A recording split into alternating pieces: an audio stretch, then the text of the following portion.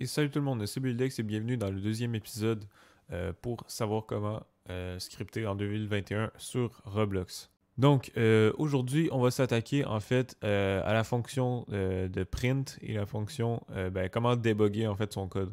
Donc débugger, ça veut dire tout simplement quand il y a un bug ou une erreur, ça veut dire de le régler tout simplement. C'est juste ça dans le fond. C'est juste ça, mais ça reste à peu près la majeure partie du temps de ce que vous allez faire. Donc, et c'est ça. Sinon, pour le print, ça permet d'afficher des trucs dans l'output. Donc, l'output, c'est quoi? C'est tout simplement une genre de console qui peut afficher, qui affiche par exemple les erreurs, d'où son nom, là, output sortie. Ça veut dire sortie dans le fond. C'est la sortie des scripts. En gros, ça affiche tout ce que vous lui dites d'afficher, ou bien ça affiche les erreurs ou bien des avertissements, peu importe. C'est tout ce qui va vous dire en fait si votre code n'est pas correct. Donc c'est très important. Si vous ne l'avez pas, allez dans View Output ici. Sinon c'est ça. Sinon Explorer Properties comme d'habitude. Donc là, ce qu'on va faire, on va tout simplement... Ici, on a My Part. Ici, on avait notre script. Donc tout est beau. Donc là, si par exemple, on essayait de sélectionner par exemple une part... une part qui n'existe pas. Donc comme vous voyez ici, je fais game.workspace.inpart, puis la une part est pas dans la workspace. Donc forcément, il va me dire une erreur. Donc si je veux changer sa transparence, c'est égal à 0.5 par exemple, et que là je fais, on va faire run, ça va être moins long. Il va me dire une erreur comme quoi que, je peux stop, une part is not a valid member of workspace. Donc là, ce qu'il essaie de nous dire, c'est que une part, ce que tu as sélectionné là, ici, là, ben c'est pas un membre valide de la workspace, donc il est pas dans la workspace. Donc c'est ça vraiment en fait la plupart, ben pas la plupart, mais c'est la plupart des erreurs qu'il va avoir, ça va être parce qu'il y a un truc qui n'existe pas. Donc ça va être important aussi de bien connaître l'anglais pour bien savoir quelle erreur veut dire quoi, mais sinon vous pouvez aller chercher sur Google, c'est sûr. Donc pour que la ligne de code fonctionne, on ferait my part ici. Donc on va le laisser à une part, juste parce que je vais vous montrer qu'en fait, quand il y a une ligne qui est pas correcte, le reste du code ne va pas s'exécuter. Donc par exemple, je voudrais changer, je voudrais mettre une ligne valide ici, en faisant copier-coller my part. My part, je voudrais vraiment la changer à 0.5. Donc là, on va voir que le script, il s'arrête puis il va pas la changer à cause de l'erreur, tout simplement. Puis si on réglait notre erreur, par exemple, si on l'enlevait tout simplement, là, ça fonctionnerait évidemment, comme on peut voir ici. Donc, il y a un moyen, en fait... ouais, attendez un peu. Si je le mettrais au-dessus, par exemple, là, il va s'exécuter. Donc, je pense pas que j'ai besoin de vous le montrer, là, par contre, là, mais, tu sais, mettons, j'écris my part ici. Donc, ça ici, ça va s'exécuter, mais pas ce qu'il y a en bas. Donc maintenant, en fait, je vais vous montrer c'est quoi le print, à quoi que ça peut servir. Donc, par exemple, disons qu'on a plusieurs lignes qui changent, je sais pas moi, la couleur. Bricolor, point black. Qu'est-ce que ça fait d'autre? Game.workspace. Qu'est-ce qu'on pourrait changer? Point material, comme on a vu. Donc, point mypart. Donc là, on change les matériaux. Donc ça vous permet de vous pratiquer un peu. Notre basalte. Aucune idée c'est quoi. Donc là, si par exemple on met notre ligne de code fautive, on va la mettre ici.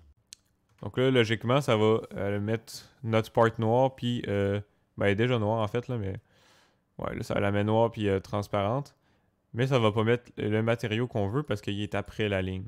Donc en fait, le print, on va y arriver. Ça sert à quoi? Ça sert tout simplement à afficher du texte dans la sortie ici. Donc là, vous allez me dire, ça sert à quoi d'afficher du texte là-dedans?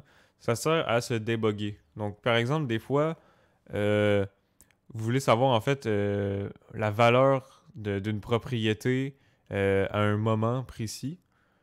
Ben, vous pouvez tout simplement utiliser le print. Donc par exemple, ici, je fais, donc pour faire print, vous faites print comme ça, parenthèse ouvrante, puis là, il va mettre la parenthèse fermante automatiquement. Et puis là, vous écrivez le texte que vous voulez lui donner, le texte ou bien le truc que vous voulez afficher dans la console. Mais c'est bien important que ça soit entre guillemets, parce que tout le texte tout ce qui est, quand on référence à du texte en Lua, avec l'API de Roblox, c'est toujours entre guillemets. Donc, par exemple, salut.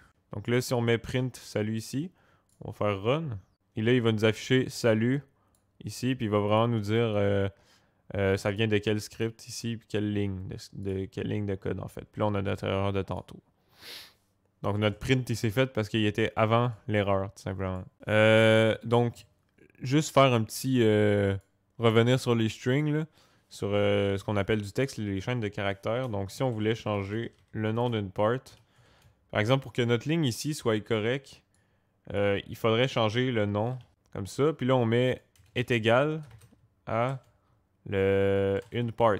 Donc, entre guillemets. Parce que si vous le mettez pas entre guillemets, il va, par exemple, je sais, avec le salut comme ça, il va vous mettre une erreur comme quoi salut n'existe pas. Parce qu'il va penser que c'est une variable, ce qu'on va voir plus tard. Ben, en tout cas, il nous dit qu'il est à nil. Nil, ça veut dire nul. Il n'y a rien. Genre. On peut enlever notre print salut. Donc ici, ça va pas marcher. Il faudra mettre une part. Donc là, normalement, tout notre code, voilà. Tout notre code, c'est exécuté parce qu'on a changé son nom à une part. Donc, un autre moyen, en fait, on peut regarder en fait ici si notre changement de nom il s'est vraiment effectué. On peut vérifier des trucs comme ça. Là.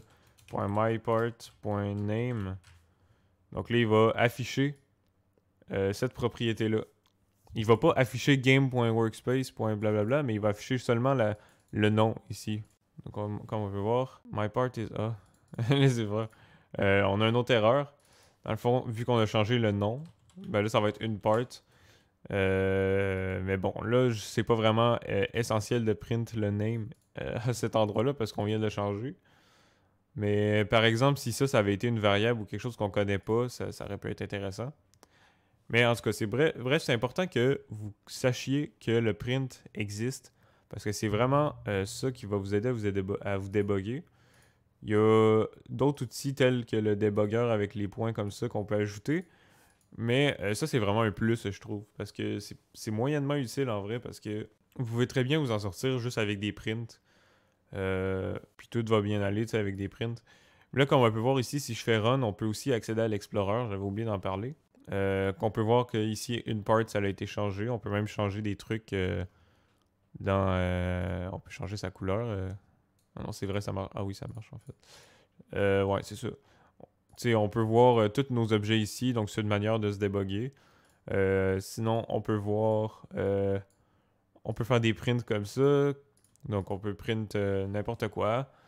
Une propriété pour savoir c'est quoi sa valeur à un moment précis. Donc, c'est pas mal ce qui fait le tour de cette vidéo. Donc, on se retrouve dans le prochain épisode pour les fonctions.